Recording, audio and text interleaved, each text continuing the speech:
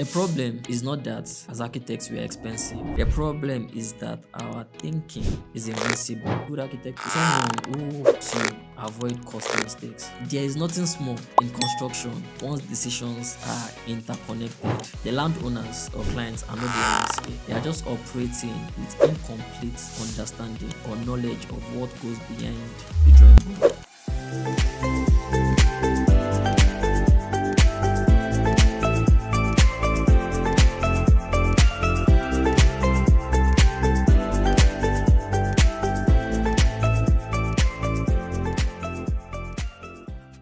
If a landowner or client constantly feel that you're expensive, it is not always your fear. It is not the market, and it's not always the competition.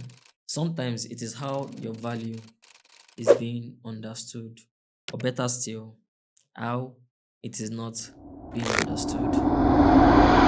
I've seen this pattern too many times. You, as the architect, you do the work, you think deeply, you solve problems early, but when it gets to the aspect of presentation, the only thing the landowner or client only sees are drawings, and in their mind, that is the only thing they are paying for. And if you agree with me, that gap is where the problem starts. A big part of our industry, of our profession, is invincible as architects. And I think I will explain to you. We are constantly thinking about the space efficiency, the structural coordination, cost implication, the long-term functionality, the environmental response in accordance to government requirements. But none of this is immediately visible to the landowner or client. So what are the things they see? They will see is the floor plans,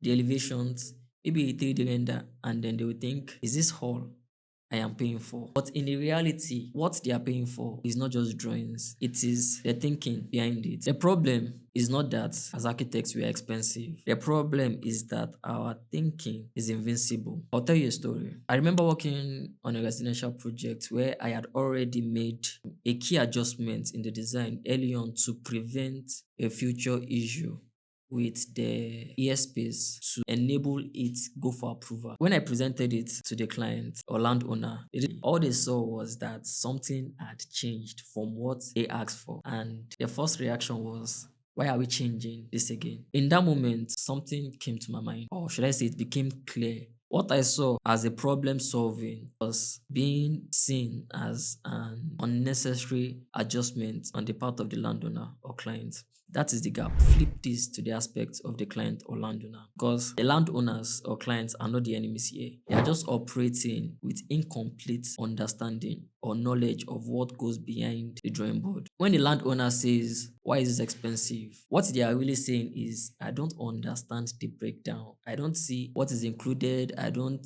understand the thinking process. So it becomes a communication gap, not value gap.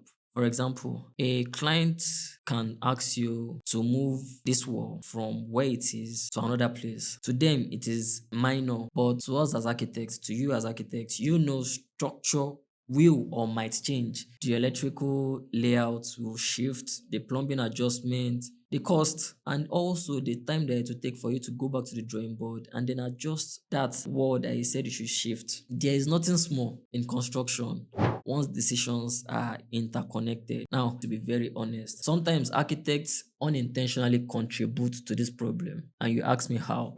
By focusing too much on the output instead of explanation. We'll present the drawings, we'll present the visuals, we'll defend the decisions, but we don't always explain why decisions were made or even show the implications clearly by connecting the designs that we did to the cost and the function. So to the landowner, it just feels like this is just ordinary design work. If you don't explain value, people will define it for you. Let's fix this. If you're an architect, start doing this. Number one, explain decisions, not just design.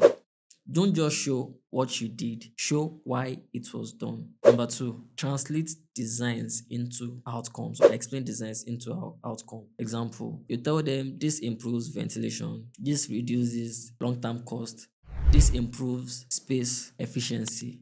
Number three, show consequences early. Help them understand what happens if this is not done, what is being avoided. And I think I'll give an example as to that. A client reached out to me 3 weeks ago where we have about 4 designs on an expanse of land. And to help him, it was like, okay, fine, we need to go for approval. But I was like, if we go for approval on all designs, it is going to be capital intensive. However, what should we do? You just take 2 out of the designs and then take it for approval. Clarity is what makes value visible. Now, if you are a landowner listening, this is very, very important. A good architect is not just someone who draws building. A good architect is someone who helps you avoid costly mistakes. They help you understand the decisions you're about to take behind your vision early, and also help you structure your budget properly, because the cheapest version of a building is not always the smartest version. And I think I will add this: confusion is what makes building feel expensive. Let me simplify everything. Architects are not just designers, they are decision translators. If you translate decisions well, landowners understand value. If you don't, all they will see is just your drawings or design. People oftentimes, they don't reject value, they reject what they don't understand. So here's the real question, architects. Are you just presenting drawings, or are you communicating value? And also to landowners, are you paying for drawings, or are you investing in understanding? If this made you rethink how architecture is perceived, good. Because better projects don't come from better drawings. They come from better communication of value. Follow Beyond the Drawing Board for conversation that bridges architects and landowners properly. I'm Olusegun Majiyagbe, and I will see you in the next episode.